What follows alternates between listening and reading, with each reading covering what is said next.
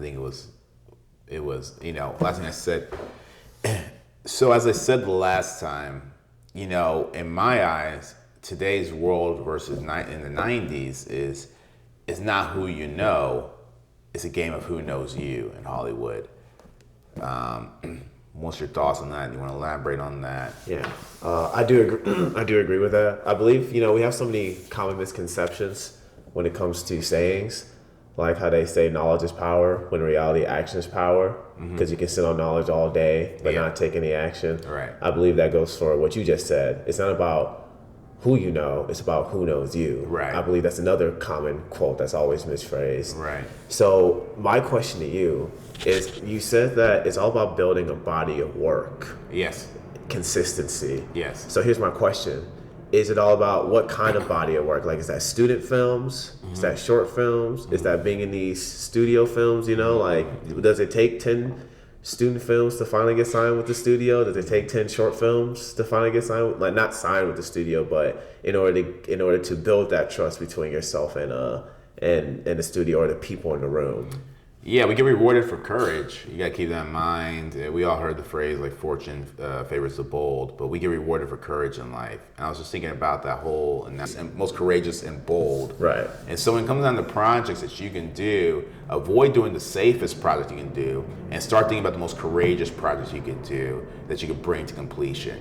And that's gonna set you apart off the cuff, and you're gonna separate from 99.9% of the oversaturated Hollywood it once was. Do you mean what you mean by being a part of the greatest or the most courageous project, the one with the most risk? Do you mean creating your own opportunities or getting casted in something that's? Yeah, I would definitely say if you can get casted something like that, more power to you. But I would be the one who takes the risk. I'd be the one who takes the risk with either a greater budget, a stronger script, push yourself, because that's gonna be respected amongst your peers, and respected amongst the higher ups, and you have to be that person to really make it in today's time.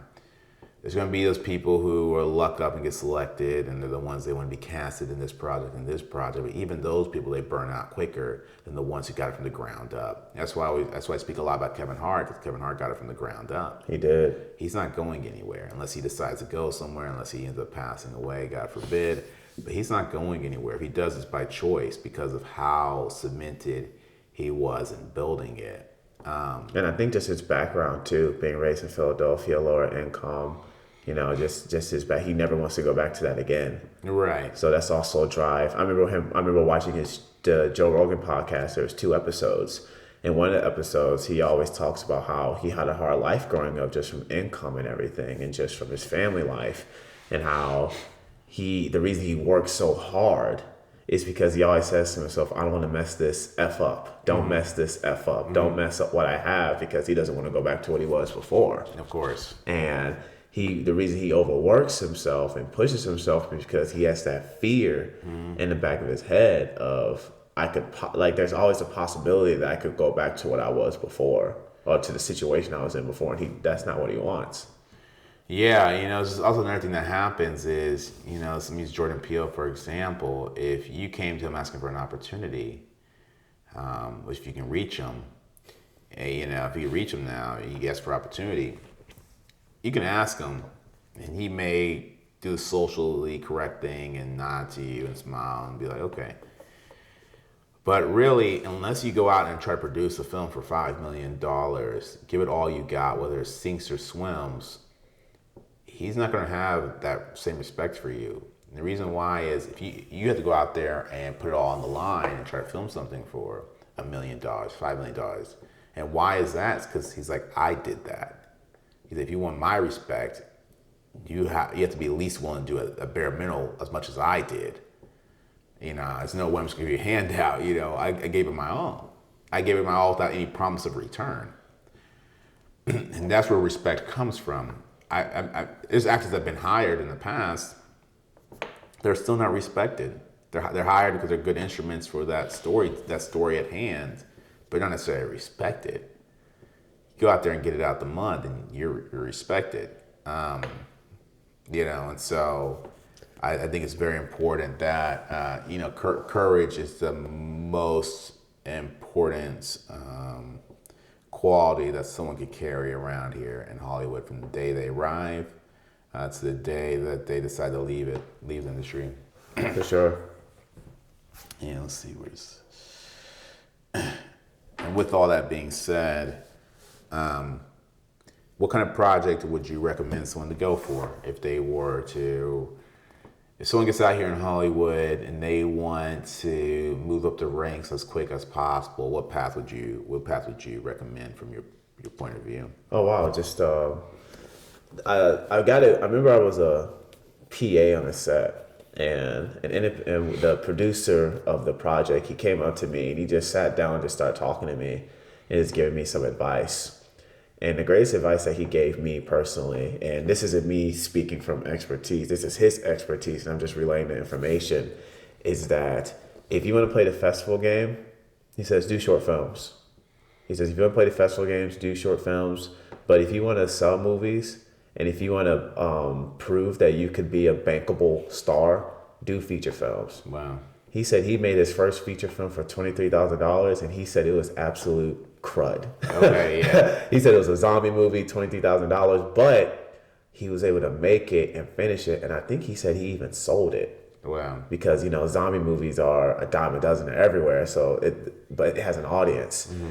So he was saying that the mistake that people make is that they try to make a drama, they try to make a comedy.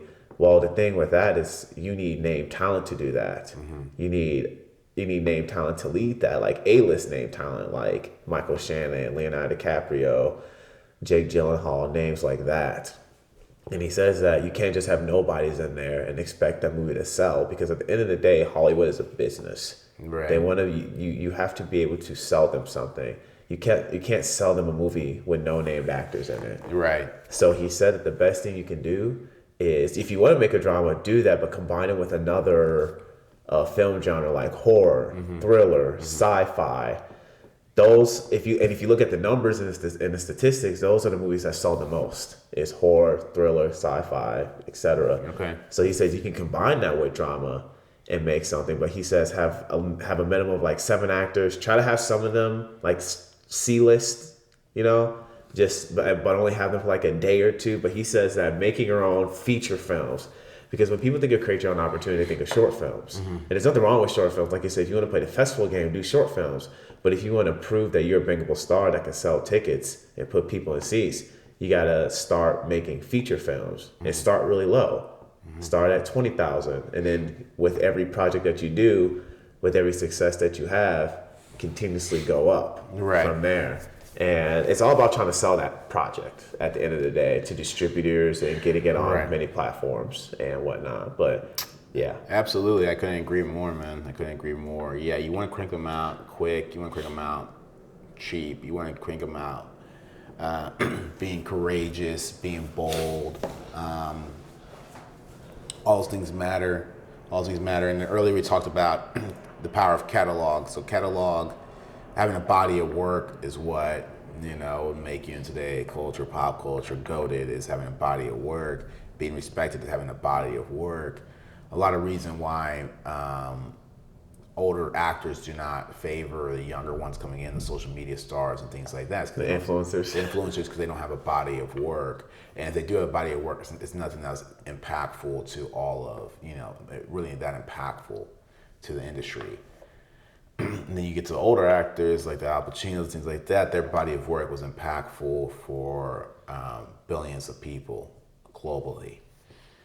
And that's where, I imagine every actor aspires to be, is somewhere where they're respected amongst many. And to get there, and as far as any creative goes, to get there, you have to have a body of work. Which means you have to be consistent.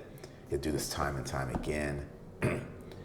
I believe Parasite was a film, the Korean film, very successful. Mm-hmm.